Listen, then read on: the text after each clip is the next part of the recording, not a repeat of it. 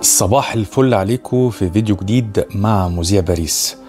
دلوقتي انت لما تيجي الغربة جديد بتقابلك كتير قوي من صعوبات، وبتفكر هل انا هنجح، هل انا هفشل، هل انا كمان هكمل في الطريق اللي انا خدته وخدت قرار ممكن يغير حياتي كلها رأسا على عقب. كل الأسئلة دي انت بتسألها لنفسك ومبتبقاش عارف، وما بتبقاش عارف كمان مقياس الفشل من النجاح ايه. بتبقى جديد وبتبقى عايز تتعلق بأشياء، يبقى اي حد عايز يقول لك كلمة تشجيع او كلمة برافو او كلمة استمر انت هتنجح. دلوقتي انا عايز اكلمك بوجهة نظري الخاصة في الموضوع ده، ان انت ما تعتمدش كلام الناس خالص. يعني مش الناس هتكون مقياس عنك انت. عايزك يا صاحبي ما تعرش لكلام الناس يعني اي اهتمام. في ناس بتنصح وفي ناس بيبقى عندها يعني ناس كويسة، مش كل الناس وحشة، بس انت الوحيد اللي هتقدر تقول ان انت ناجح او انت فاشل. صورتك الذهنية اللي انت هتكونها عن نفسك في بداية الطريق اللي هو صعب، اللي هو مليان صعوبات. ممكن تيجي ما تلاقيش شغل، ممكن تيجي ما تلاقيش سكن، ممكن تيجي الدنيا هتاخد وتدي معاك وتخبطك كذا خبطة. كل ده انا معاك ان هو صعب، ومفيش حاجة بتبدأ سهلة، ومفيش حاجة بتبدأ بتبدأ كده تمشي لوحدها. لا، لازم كفاح، ولازم يعني الواحد يشتغل. انت تكون مقياس النجاح والفشل لنفسك. ولما تيجي مثلا تسمع لكلام واحد مثلا يقعد يكرهك في الدنيا ويقعد يقولك الظروف ومش الظروف ومش الظروف، دي اوكي، دي حياته هو، دي الصورة اللي كونها. يعني ده مش شرط يكون انسان وحش مثلا او بيقولك كده عشان مثلا كاره لك الخير، لا، دي حياته هو، ده اسقاطه هو اللي عايز يوصله لك. ممكن ما تكونش حياتك، ممكن ما تكونش مستقبلك اللي جاي. خطوة خطوة الدنيا هتبتدي معاك يعني في التقدم. يعني اول شهر لو جيت قارنته بتاني شهر بتالت شهر هتلاقي فيه فرق.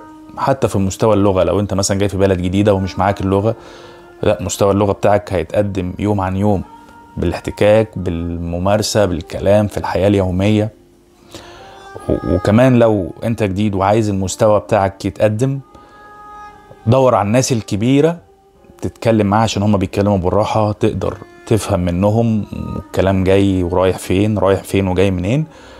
او الاطفال الصغيرة كمان عشان هما بيتكلموا بالراحة، فبتقدر انت تتعلم منهم كمان. مش عيب ان انت تتعلم من طفل صغير، يعني ياما الاطفال بيعلمونا. فمقياس النجاح والفشل ده معتمد عليك انت، مش على صورة الناس الخارجية. يعني ممكن واحد يقولك انت هتفشل، اول ما تيجي كده من باب الطق انت مش هتحقق حاجة. دي حياته هو، مش حياتك انت. مش شرط تكون حياتك، لا، دي حياته اللي هو مكون فكر.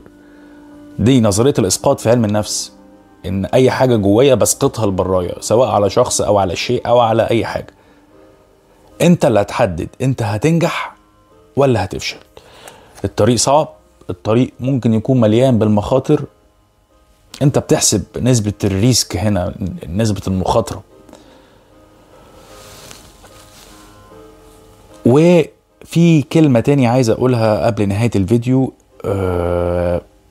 انت لما تيجي اي دولة جديد، ما تقارنش نفسك بحد تاني، خاصة اللي هم بقالهم كتير في الدولة دي. لان كل واحد زي ما احنا عارفين، والكلام ده قتل بحثا، ليه ظروفه، ليه حاجته، ليه دنيته الخاصة اللي ممكن تكون بتختلف عن شخص للتاني. فانت عشان تكتسب سلام نفسي وداخلي، قارن نفسك بنفسك. قول انا فين دلوقتي وهبقى فين كمان سنة مثلا. وهتلاقي تيجي تبص على المشوار بتاعك بعد ما تعدي 5 سنين او 10 سنين هنا في الغربة، تيجي تبص وتقارن نفسك بنفسك، هتحس بالفخر. لا، انا حققت. وهتحس كمان بالسلام النفسي والداخلي، لان انت يعني ما كرهتش الخير لحد، وتمنيت ان انت تنجح بس مش اكتر، الحق المشروع بتاعك.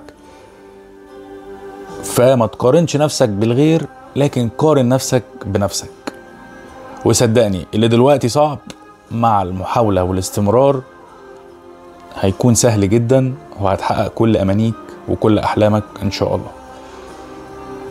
اتمنى لكم كلكم التوفيق، خاصة الناس الجديدة اللي جاية اوروبا جديد او جاية الغربة جديد، واشوفكم السنين اللي جاية في حالة تكون مكسرة الدنيا، وحالة تشرف اسم بلدكم اللي انتوا جيتوا منها وقدرتوا تحققوا نجاحات واحلامكم. باي باي، مع السلامة.